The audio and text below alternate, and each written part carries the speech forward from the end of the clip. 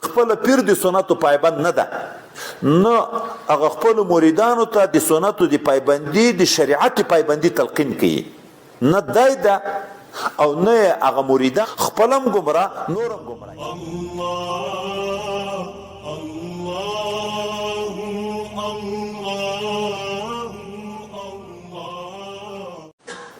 پیر داسې بیعتونه وو چې خپل پیر د سنتو پایبند نه ده،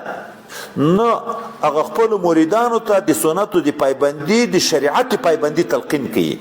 نه دای ده او نه هغه مریدان دي، خو بیا هم پیری او مریدي سره کوي. وای د دغه بیعت انجام او ضلالت او گمراهی ده، فضلوا واضلوا، خپلم گمراه نورم گمراه کوي. دسه پیران مخکم تیر شوی او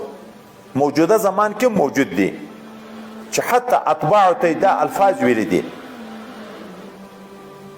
مری کې زمیلمو بیا چاره تو ویل دلته یو پیر راځي، یو هوټل د مرید په دا هوټل کې د لپاره خاص کوټه ده، د ګرمۍ په موسم کې راځي دلته شپې کوي. هغه هلکان د هوټل مخکې ښه لمنځونه کول، اوس یې لمنځونه پرېږدو، چرس یې شروع کړه. د پلار او د مور نه مني د هغو سره په جنګو، ځکه هغه د دی د لاین نه دي. داسې معاملې شروع دي چې د کافر یې نه کوي. ولې؟ وایي هغه فر دا الفاظ ورته وایي چې ما سره بیعت وکړو، د ما سره کومک اخلاص محبت کوئ، نور لمنځو ته ضرورت یې تاسې نشته. په قیامت کې مزه ذمهوار یم، العیاذ بالله، د خدای د ګرفت نه مزه خلاصوم.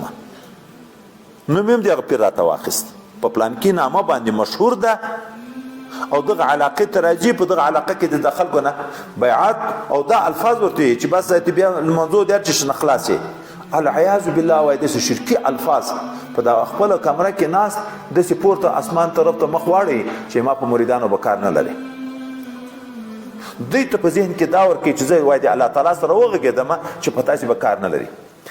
داسې ډېر جزئیات هلته موږ لیدلي پاکستان کې، دغه ځای کې خو لیاتور څه ولد نه یو، درکو نه ډېر نشته راته،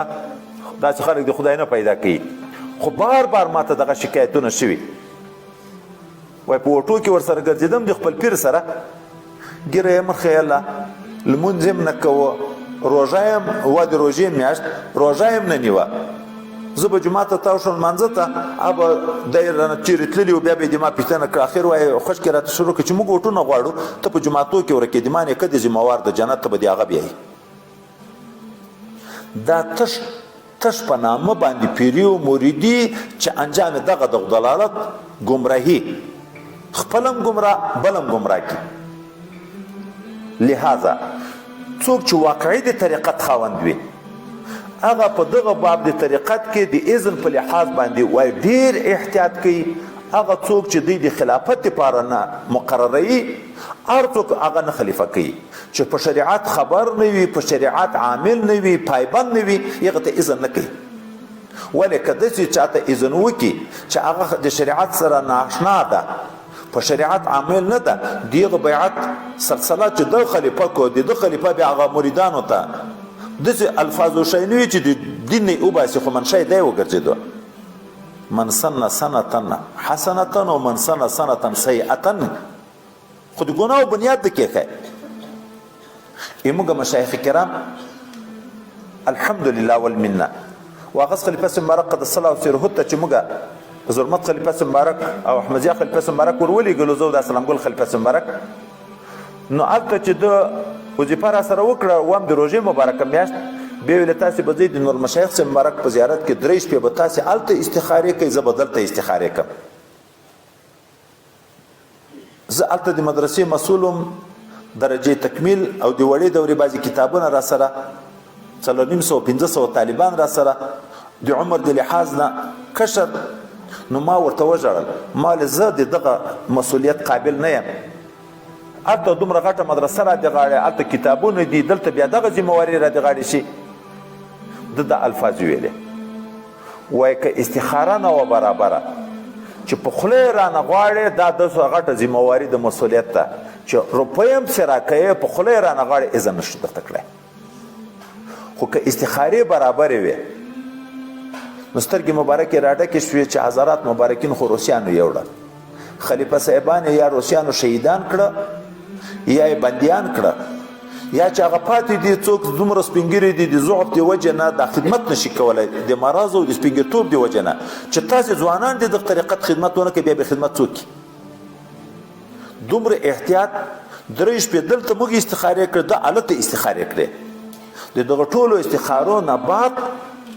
پس د هغه نه چې هغه کوم کیفیت ده لیدلي وو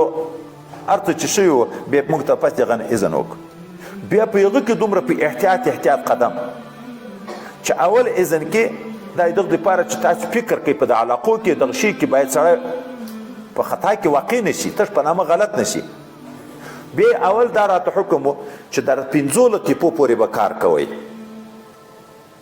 دا 15 ټیپو کې مرید ته وظیفې ور بدلوی شي اوله دومه درېمه څلورمه پنځمه د ما د مریدانو سره وای په دغه 15 ټیپو کې درته اجازه ده که ما مرید درتلوم د اوله یا د دومه وظیفې تر 15 پورې تاسې ور بدلولی شئ د ذکر سلطان توجه کړی شي د شپږمې خو ور بدلوی چاته نشي کال ووت د کال نه بعد چې بیا زه ورته راغلم بیا توجه راته وکړه بیا د هغه نه بعد د نفیس پاتو اجازه راته وکړه چې اوس ذکر سلطان او نفیس پاتونه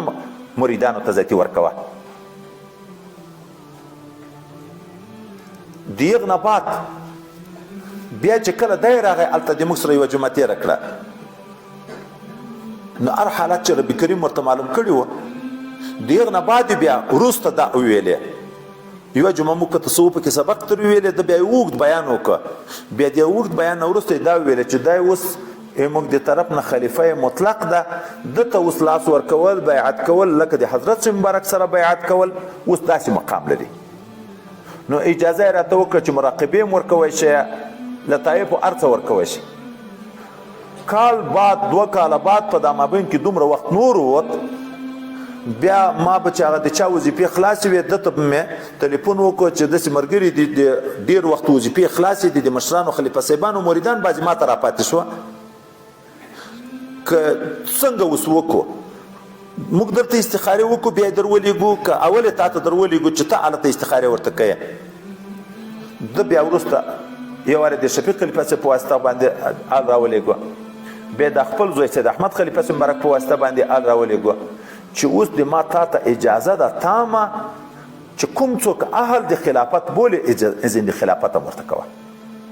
دا په ډېرو کلو مرحلو بعد ګورې داسې سوکه ترقي اول د لطایفو وه بیا وروسته د نفیس پاتو اجازه راغله بیا وروسته د مراقبو اجازه راغله بیا وروسته د ډېرو تجربو د ډېرو حالاتو نه بعد چې بیا د دنیا نه تلو هم دا زوی اوس هم که خدای په کار کې د اول زوی د مشر زوی ته د په خپله خلافت دستاربندي ورته کړې دوم زوی ده دغه ته سند ورکړی د خلافت سند د په خپله ورته دستخط کړی خو دستاربندي په ما پورې موقوفه کړې ده چې دستاربندي چې که دی خدای وطن ته راوسته دستاربندي به دی درته کوي موږ چې واغس خلیفه مبارک زیارت ته لاړو د د اختر په شپو کې نو زوی هلته ما ته ودرېدو وایي د ما کار خو یې تا ته سپارلی بل مشر زوی نه مې پوښتنه وکړه وایي سند یې ورته دستخط کړی ده